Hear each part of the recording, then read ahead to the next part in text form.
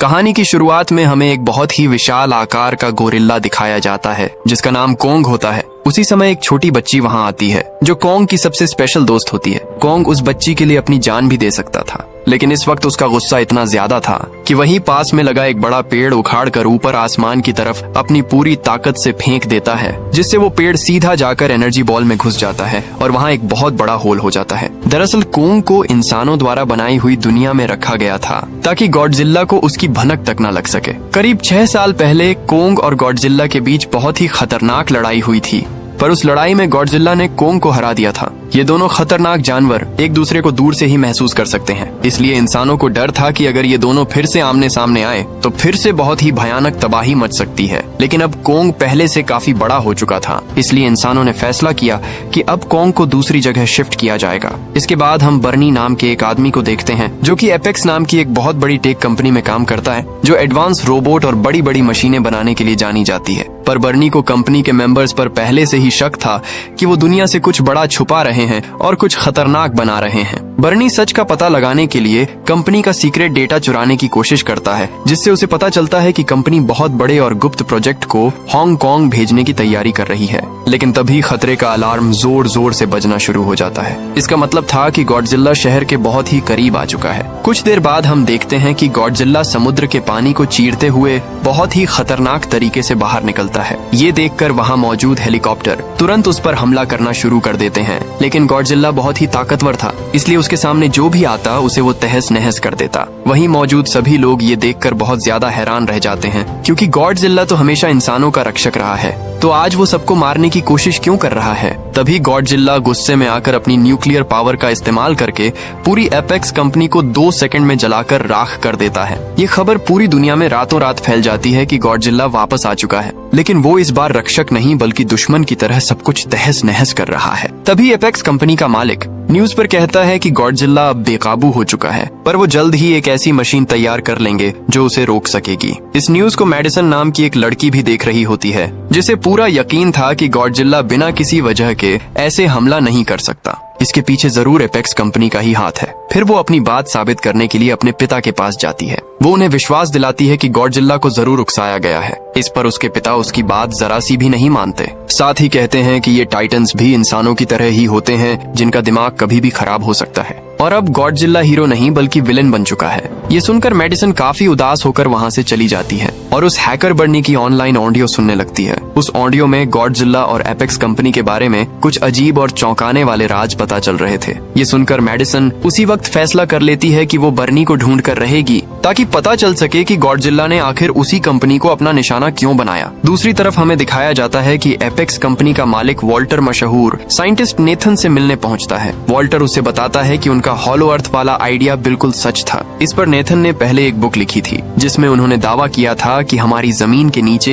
एक और छुपी हुई दुनिया मौजूद है, जहाँ से इन टाइटन्स को अपनी असली ताकत मिलती है। तभी वॉल्टर उन्हें लालच देते हुए कहता है कि अगर वो वहाँ पहुँच गए तो उन्हें एक ऐसी पावर मिलेगी जिससे वो गॉडजिल्ला को आसानी से हमेशा के लिए रोक सकेंगे। इसी बीच वॉल्टर नेथन को अपने एक खास आदमी से मिलवाता है जो इस खतरनाक मिशन में जाने वाला है। वॉल्टर आगे बताता है कि उनकी टीम ने हॉलो अर्थ के अंदर ऊर्जा का एक ऐसा खजाना ढूंढ निकाला है जो पूरी दुनिया को बदल सकता है। नेथन ये सब सुनकर थोड़ा परेशान हो जाता है, क्योंकि कुछ साल पहले उसके भाई ने भी वहाँ जाने की कोशिश की थी, लेकिन वहाँ की अजीबोगरीब ग्रेविटी की वजह से उसके भाई की जान चली गई थी। दरअसल हॉलो अर्थ में ग्रेविटी इतनी खतरनाक है कि वहाँ पहुँचते ही दबाव की वजह से इंसान और मशीनें खत्म हो जाती हैं। इस पर वॉल्टर हल्की सी मुस्कान देकर कहता है कि उन्हें बिल्कुल भी फिक्र करने की जरूरत नहीं है, क्योंकि उसकी कंपनी ने एक खास HEAV नाम की एंटी ग्रेविटी क्राफ्ट बनाई है जो उस भारी दबाव को आसानी से झेल सकती है। तभी नेथन बताता है कि हर टाइटन के पास अपना घर का रास्ता ढूंढने के लिए एक कुदरती ताकत होती है, इसलिए उन्हें हॉलो अर्थ तक पहुंचने के लिए कोंग की मदद लेनी ही पड़ेगी, क्योंकि कोंग ही उन्हें सही रास्ता दिखा सकता है। इसके बाद नेथन अपनी पुरानी दोस्त इलीन से मिलने जाता है, जो कोंग की देखभाल करती थी। नेथन उसे समझाने की कोशिश करता है कि कोंग को अब इस नकली दुनिया में ज्यादा दिन तक नहीं रखा जा सकता, क्योंकि कोंग का असली घर हॉलो अर्थ है और उसे गॉडजिल्ला से बचाए रखना यही एक रास्ता है। कुछ देर सोचने के बाद इलीन कोंग को ले जाने के लिए मान जाती है, क्योंकि कोंग को बचाने का कोई दूसरा रास्ता नहीं था। इसके बाद समुद्र में कई बड़े बड़े जहाजों के साथ पूरी आर्मी कोंग को एक बड़े जहाज पर भारी जंजीरों से बांधकर ले जा रही होती है। फिर रात के वक्त वो छोटी लड़की इशारों में इलीन को बताती है कि कोंग बहुत गुस्से में है क्योंकि उसे इस तरह जंजीरों में कैद रहना बिल्कुल भी पसंद नहीं आ रहा था। दूसरी तरफ आर्मी का लीडर भरोसा दिलाते हुए कहता है कि वो गॉडजिला की नजरों से बचकर निकल जाएंगे। वहीं मौजूद डॉक्टर भी जानती थी कि गॉडजिला और कोंग की दुश्मनी सदियों पुरानी है क्योंकि ये दोनों ही खुद को इस दुनिया का इकलौता राजा मानते हैं और अगर ये गलती से एक दूसरे के सामने आए तो समुद्र के बीच एक ऐसी तबाही मचेगी जिसे कोई रोक नहीं पाएगा। दूसरी तरफ मेडिसन अपनी फ्रेंड के साथ उस हैकर बर्नी के पास पहुंच जाती है। बर्नी उन्हें बताता है कि मुझे पहले से ही शक था कि एपेक्स कंपनी छुपके से एक ऐसी चीज बना रही है जो गॉडजिला को चुनौती दे रही है और शायद गॉडजिला को इसी बात का पता चल गया है, इसलिए उसने कंपनी पर गुस्से में हमला किया होगा। दूसरी तरफ जहाजों में अचानक से खतरे के अलार्म बजना शुरू हो जाते हैं। वहीं मौजूद छोटी बच्ची घबराते हुए सबको इशारों में बताती है कि गॉडजिला आ रहा है। ये सुनकर सबको पता चल जाता है कि अब खतरनाक लड़ाई शुरू होने वाली है। इधर समुद्र में हम उसी विशाल गॉडजिला को देखते हैं जो समुद्र में मौजूद जहाजों को तोड़ते हुए कोंग की तरफ तेजी से बढ़ रहा था, लेकिन कोंग अभी भी उन भारी जंजीरों में जकड़ा हुआ था। इसलिए आर्मी कोंग को बचाने के लिए गॉडजिला पर बड़े बड़े रॉकेट और मिसाइलों से तेजी से हमला कर देती है, लेकिन गॉडजिला की खाल किसी पहाड़ की तरह थी, इसलिए उसे मिसाइलों का जरा सा भी असर नहीं होता। वो अपनी पूंछ का इस्तेमाल करके हवा में उड़ रहे हेलीकॉप्टरों को चुटकियों में तबाह कर देता है। इस हमले के दौरान गॉडजिला के अंदर और भी गुस्सा भर जाता है और वो तेजी से आर्मी के सभी जहाजों को तबाह करना शुरू कर देता है। इसके बाद आखिर में वो कोंग के जहाज पर एक तेज टक्कर मारता है और उसे समुद्र के बीचों बीच पलट देता है। ये देखकर कोंग गुस्से में एक जहाज से दूसरे जहाज पर छलांग लगाकर गॉडजिला के सामने आ जाता है और उसके मुंह पर एक जोरदार मुक्का मारता है, पर गॉडजिला भी पलटकर कोंग को मारता है जिससे कोंग नीचे गिर जाता है। लेकिन कोंग उसी समय वापस उठकर गॉडजिला पर तेजी से वार करता है जिससे गॉडजिला दूर जाकर पानी में गिर जाता है। अब गॉडजिला बहुत ही ज्यादा गुस्से में आ जाता है और अपनी न्यूक्लियर पावर से हमला करने की कोशिश करता है, पर ऊपर कोंग इस खतरे को महसूस कर लेता है और अपनी जान बचाने के लिए तुरंत पानी में कूद जाता है। इसी मौके का फायदा उठाकर गॉडजिला कोंग को पानी में खींच लेता है क्योंकि गॉडजिला पानी में भी सांस ले सकता था, पर कोंग के लिए ये बहुत ज्यादा मुश्किल था, इसलिए पानी के अंदर दम घुटने की वजह से कोंग अब कमजोर पड़ रहा था। इसी मौके का फायदा उठाकर गॉडजिला कोंग को खत्म करने के लिए उसे तेजी से समुद्र की गहराइयों में ले जाने लगता है। दूसरी तरफ घबराते हुए इलीन कहती है कि हमें कोंग की मदद करनी होगी, नहीं तो वो मारा जाएगा। तभी आर्मी की टीम एक साथ कई मिसाइलें पानी के अंदर छोड़ देती है, जिससे हुए धमाके की वजह से गॉडजिला की पकड़ कमजोर हो जाती है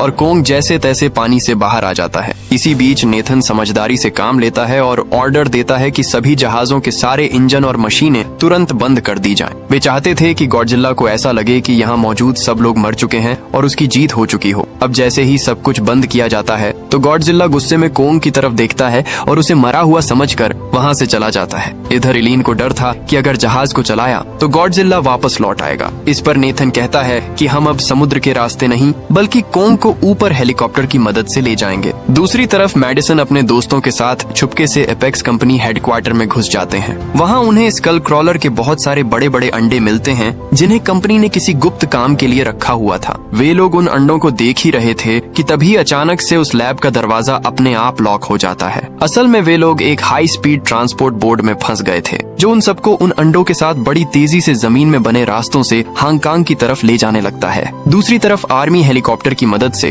कोंग को अंटार्कटिका के उस रास्ते तक पहुंचा देती है जो सीधा हॉलो अर्थ की तरफ जाता था। वहां पहुंचकर वो छोटी बच्ची कोंग को गुफा के अंदर जाने का इशारा करती है, लेकिन कोंग उस गुफा में जाने से साफ मना कर देता है। तभी नेथन उस छोटी बच्ची की मदद लेता है। इस पर वो छोटी बच्ची कोंग को समझाती है कि उस गुफा के उस पार तुम्हारा असली घर है। तभी कोंग उस बच्ची की बात मानकर गुफा के अंदर चला जाता है। कोंग को गुफा के अंदर जाते देख ये सब लोग भी अपनी एंटी ग्रेविटी कारों के साथ उसके पीछे निकल पड़ते हैं। कुछ देर में हॉलो अर्थ पहुंचते ही उन्हें एक ऐसी दुनिया दिखाई देती है जहां सब कुछ उल्टा पुल्टा था। एंटी ग्रेविटी कारों की वजह से सब लोग वहां के खतरनाक दबाव से बच जाते हैं। इस उल्टी दुनिया में जैसे ही ये लोग कदम रखते हैं तो वहां के अजीबोगरीब मॉन्स्टर उन पर तेजी से हमला करना शुरू कर देते हैं। तभी एक उड़ता हुआ मॉन्स्टर आगे चल रही कार पर हमला कर उसे दबा देता है और एक मॉन्स्टर उस छोटी बच्ची पर हमला करने ही वाला होता है कि तभी कोंग पीछे से आकर उस मॉन्स्टर को पकड़कर नीचे जमीन पर पटक देता है और बड़ी ही बेरहमी से उसे मार डालता है। इसके बाद कोंग तेजी से अपने घर की तलाश में निकलता है और बाकी सब लोग उसके पीछे पीछे जाते हैं। दूसरी तरफ मेडिसन और उसके दोस्त उसी मशीन के जरिए हांगकांग के सीक्रेट लैब में पहुंच जाते हैं। वहां पहुंचकर उन्हें पता चलता है कि गॉडजिला को खत्म करने के लिए कंपनी ने एक बहुत ही मजबूत लोहे का गॉडजिला तैयार किया है, जिसका नाम मेका गॉडजिला था। इसे रेंस सेरेजावा नाम का आदमी अपने दिमाग के जरिए कंट्रोल कर रहा था। ये देखकर मेडिसन और बर्नी को समझ आता है कि आखिर गॉडजिला ने इस कंपनी पर क्यों हमला किया था। मेका गॉडजिला की ताकत जानने के लिए उसके सामने स्कल क्रॉलर को छोड़ दिया जाता है। तभी मेका गॉडजिला अपनी लेजर बीम का इस्तेमाल करता है और देखते ही देखते स्कल क्रॉलर को बीच से 2 टुकड़ों में काट देता है। पर दिक्कत ये थी कि मेका गॉडजिला को पूरी तरह चलाने के लिए जितनी पावर चाहिए थी वो कंपनी के पास नहीं थी। वो खास पावर हॉलो अर्थ में ही मिल सकती थी। इसलिए कंपनी का मालिक उस एनर्जी को ढूंढ रहा था ताकि वो मेका गॉडजिला को हमेशा के लिए जिंदा कर सके। जैसे ही मेका गॉडजिला को थोड़ी देर टेस्ट किया जाता है तो गॉडजिला को उसकी भनक लग जाती है। वो पूरी तरह समझ जाता है कि उसे कोई चुनौती दे रहा है और वो फौरन हांगकांग की तरफ तेजी से बढ़ने लगता है। दूसरी तरफ हॉलो अर्थ की दुनिया मानो किसी सपने जैसी खूबसूरत थी। वहाँ की असली एनर्जी एक विशाल पहाड़ के अंदर छुपी हुई थी। उसी समय कोंग उस पहाड़ के पास आ जाता है। तभी वो उस पहाड़ का बहुत ही बड़ा दरवाजा खोलता है। अंदर जाते ही कोंग को एक हथियार मिलता है, यानी एक कुल्हाड़ी। और ये कोई मामूली कुल्हाड़ी नहीं थी, बल्कि इसे गॉडजिला जैसे ही टाइटन्स की पीठ के कांटे से बनाया गया था। फिर कोंग अपनी कुल्हाड़ी लेकर वहाँ के सिंहासन पर राजा की तरह बैठ जाता है। दूसरी तरफ गॉडजिला हांगकांग पहुँच चुका था, जिसे देखकर शहर में मौजूद सभी लोग अपनी जान बचाने के लिए इधर उधर भागना शुरू कर देते हैं। इधर कोंग को वहीं जादुई एनर्जी मिल जाती है। जैसे ही वो अपनी कुल्हाड़ी को उस एनर्जी पर रखता है तो उसकी कुल्हाड़ी देखते ही देखते नीली रोशनी में बदलना शुरू हो जाती है और पहले से कई ज्यादा शक्तिशाली हो जाती है। उधर गॉडजिला को नीचे जमीन में कुछ अजीब सी हलचल महसूस होती है। तभी वो गुस्से में अपनी न्यूक्लियर पावर सीधे जमीन पर मारता है, जो धरती को चीरती हुई हजारों मील नीचे सीधे कोंग के पास पहुंच जाती है। वहीं मौजूद कंपनी की मालकिन माया, जो इन लोगों के साथ हॉलो अर्थ आई थी, चालाकी से उस पावरफुल एनर्जी का डेटा अपनी कंपनी को भेज देती है ताकि मेका गॉडजिला को गॉडजिला से ज्यादा ताकतवर बनाया जा सके। तभी इलीन उसे ऐसा करने से मना करती है, लेकिन वो किसी की भी जरा सी बात नहीं सुनती। इसी बीच गॉडजिला की न्यूक्लियर पावर वहां तक पहुंच जाती है और सब कुछ तहस नहस होना शुरू हो जाता है। तभी माया वहां से भागने की कोशिश करती है पर कोंग उसे भागते हुए देख लेता है और उसकी कार को अपने हाथों से पकड़कर ब्लास्ट कर देता है। फिर कोंग अपनी जादुई कुल्हाड़ी उठाता है और गॉडजिला से लड़ने के लिए उसी रास्ते से छलांग मारते हुए सीधे हांगकांग की धरती पर पहुंच जाता है, जहां गॉडजिला उसका बेसब्री से इंतजार कर रहा था। कोंग गुस्से में अपनी कुल्हाड़ी से गॉडजिला पर एक जोरदार वार करता है, जिससे गॉडजिला जख्मी हो जाता है। फिर गॉडजिला गुस्से में बार बार अपनी न्यूक्लियर पावर से हमला करने की कोशिश करता है, लेकिन कोंग अपनी चालाकी से हर बार बच निकलता है। दोनों के बीच बहुत ही खतरनाक लड़ाई शुरू हो जाती है, पर आखिर में गॉडजिला कोंग पर भारी पड़ने लगता है। वो कोंग को बुरी तरह घायल करके जमीन पर गिरा देता है, उसकी छाती पर पैर रख देता है और उसके मुंह के सामने एक जोरदार दहाड़ मारकर वहां से जाने लगता है। दूसरी तरफ कंपनी के मालिक को वो एनर्जी मिल चुकी थी जिसका उसे बेसब्री से इंतजार था। जैसे ही वो एनर्जी मेका गॉडजिला में डाली जाती है तो मेका गॉडजिला पूरी तरह जाग जाता है, लेकिन एक्टिवेट होते ही मेका गॉडजिला बेकाबू हो जाता है और सब कुछ अपने कंट्रोल में ले लेता है। वो सबसे पहले कंपनी के मालिक वॉल्टर को मारता है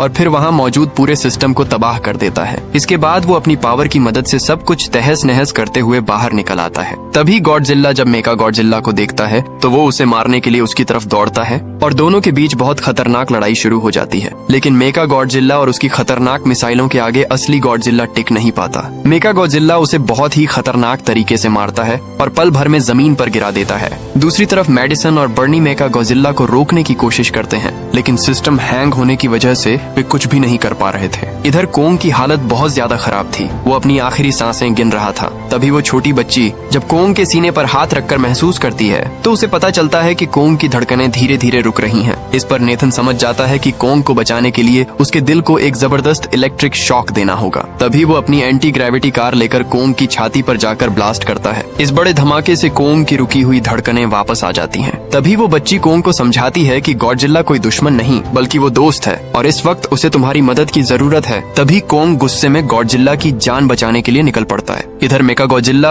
अपनी खतरनाक लेजर से गॉडजिला को खत्म करने ही वाला था कि तभी कोंग वहाँ आकर उसकी जान बचा लेता है। तभी गॉडजिला समझ जाता है कि मेका गॉडजिला को हराने के लिए उसे और कोंग को मिलकर लड़ना होगा। लेकिन मेका गॉडजिला इतना ताकतवर था कि वो अकेला उन दोनों पर भारी पड़ रहा था। इसी बीच कोंग की नजर अपनी कुल्हाड़ी पर पड़ती है, पर अब उस कुल्हाड़ी में वो पावर नहीं बची थी। लेकिन इसके बावजूद भी कोंग उस कुल्हाड़ी को लेकर तेजी से मेका गॉडजिला पर हमला कर देता है, पर उल्टा मेका गॉडजिला कोंग को मारने लगता है। जब मेका गॉडजिला अपनी पूंछ से कोंग को मारने ही वाला था, तभी कोंग अपनी पूरी ताकत लगाकर उसे रोक लेता है। दूसरी तरफ मेडिसन और बर्नी परेशान थे, वो सिस्टम को सही नहीं कर पा रहे थे। लेकिन इसी बीच वहाँ मौजूद जोश को एक आइडिया आता है और वो बर्नी की शराब उठाकर मेन कंट्रोल पर डाल देता है। ऐसा करते ही सिस्टम तेजी से फेल होना शुरू हो जाता है और मेका गॉडजिला कुछ देर के लिए बंद हो जाता है। इसी मौके का फायदा उठाकर गॉडजिला अपनी न्यूक्लियर पावर से कोंग की कुल्हाड़ी को चार्ज कर देता है। इसके बाद कोंग गुस्से में मेका गॉडजिला पर हमला कर देता है और कुल्हाड़ी की मदद से उसके हाथ काट डालता है और देखते ही देखते कोंग मेका गॉडजिला के टुकड़े टुकड़े कर देता है